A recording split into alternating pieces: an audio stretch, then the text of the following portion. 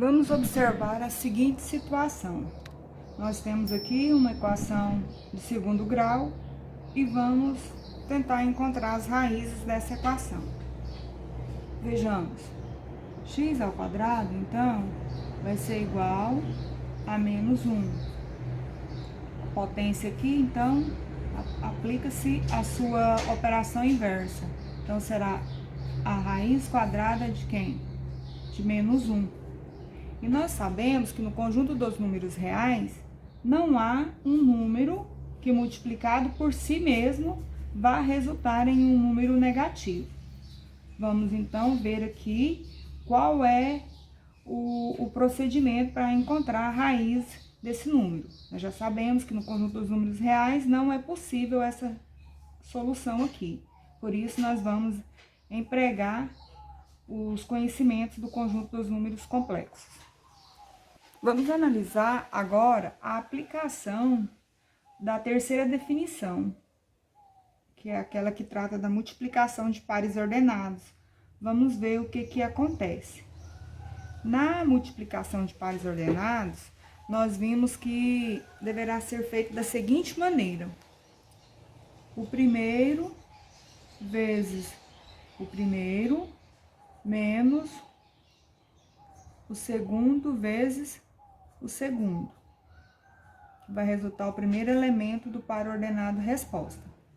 Depois será o segundo vezes o segundo, então vai ficar 0 vezes 1, mais o segundo do primeiro vezes o primeiro do segundo. Então, será mais 1 vezes 0. Resolvendo aqui, teremos 0 vezes 0, 0, menos 1 vezes 1, menos 1. Passando aqui para o próximo elemento do par ordenado. 0 vezes 1, 0, mais 1 vezes 0, 0. Ainda dá para reduzir um pouco mais. 0 menos 1, menos 1. E 0 mais 0, 0. Aqui nós vimos que quando um dos elementos do par ordenado é 0, há a predominância do outro elemento. Então, o par ordenado menos 1 e 0, nada mais é que menos 1. Aprofundando um pouco a análise, nós poderemos deduzir o seguinte, que 0 e 1 vezes 0 e 1 é a mesma coisa que 0 e 1 elevado ao quadrado. 0 e 1 elevado ao quadrado é igual a menos 1 e 0. Portanto, a predominância do primeiro elemento, que é menos 1. E esse menos 1 aqui, nós podemos entender que é o resultado de 0 e 1 vezes 0 e 1. Logo, a raiz quadrada de menos 1 é igual ao par ordenado que 0 e 1. Esse número 0 e 1, ele será chamado de unidade imaginária. Daqui para frente agora, nós identificaremos esse par ordenado, né, 0 e 1, como um número, e ele recebe o nome de unidade imaginária. Unidade imaginária. E será representado por i. Logo, i ao quadrado é igual a menos 1. E nós sabemos que a raiz quadrada de menos 1, então, será igual a i. Assim, teremos a raiz quadrada de menos 1 é i. E para a raiz quadrada de menos 4, iremos proceder da seguinte maneira. Vamos extrair a raiz quadrada de 4, como se fosse positivo, e vamos multiplicar pela raiz quadrada de menos 1, porque menos 4 é o resultado de 4 vezes menos 1. Então, aqui nós teremos a raiz quadrada de 4, que é 2, vezes a raiz quadrada de menos 1, que é i. Logo, a resposta para a raiz quadrada de menos 4 será 2i. E também, aqui no próximo exemplo, a gente pode fixar um pouco melhor, extraindo a raiz quadrada de menos 49.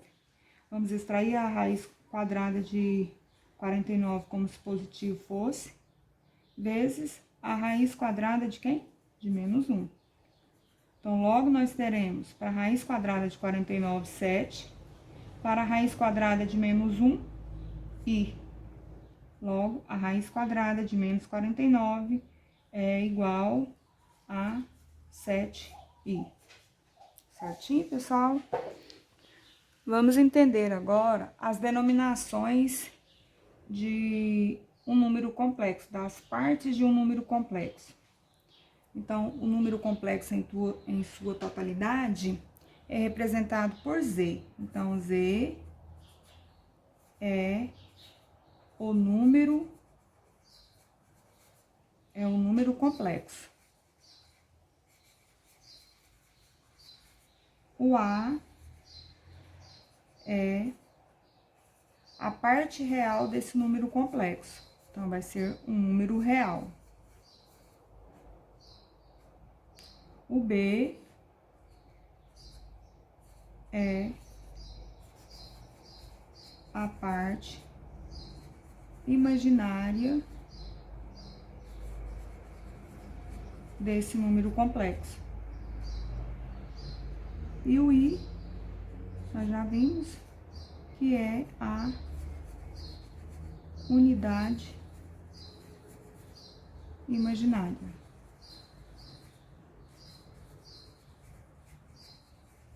Então, fixando aqui, o número complexo, na sua forma algébrica, tem essa expressão aqui, z, que é igual a mais bi, onde z é o número complexo, a é a parte real, b é a parte imaginária e i é a unidade imaginária. Pessoal, então, dado um número complexo, na sua forma algébrica, nós podemos caracterizá-lo de acordo com os seus termos, de acordo com as suas partes, melhor dizendo. Então, ele será classificado como imaginário puro quando o a for igual a 0 e o b for diferente de 0. Atendendo essas duas condições, o número será caracterizado como imaginário puro. Então, ele teria a apresentação dessa forma aqui, ó. Z, que é igual a 2i. Ou seja, não tem a parte real, só tem a parte imaginária. Outro exemplo. Z seria igual a i. Ou seja, não tem a parte real, só tem a parte imaginária. Então, para que ele possa ser imaginário puro, ele não vai trazer a parte real, apenas trará a parte imaginária. Então, além do número complexo ser denominado imaginário puro, ele também poderá ser real. Lembrando que para que ele seja considerado real, a sua parte real, o a tem que ser diferente de 0 e o b será igual a 0. Então, atendendo essas duas condições, nós classificaremos o número complexo como real. A exemplo disso, nós teremos uma situação em que o número virá apresentado apenas pela parte real. Então, o complexo é igual a 3. Quer dizer que ele é um número real. Ou ainda, complexo igual a 1, complexo igual a 7. Ou seja, o a vai ser diferente de 0 e o b será igual a 0. É importante frisarmos aqui que nós estamos falando de um número complexo na sua forma algébrica, que tem essas duas partes, o a mais o bi. O a, então, é a parte real, o b é a parte imaginária por estar acompanhado da unidade imaginária. Então, aqui o A tem que ser diferente de 0 e o B será igual a 0, porque sendo igual a 0 não tem necessidade de compor aqui o número, vai prevalecer apenas a parte real. Entendidos?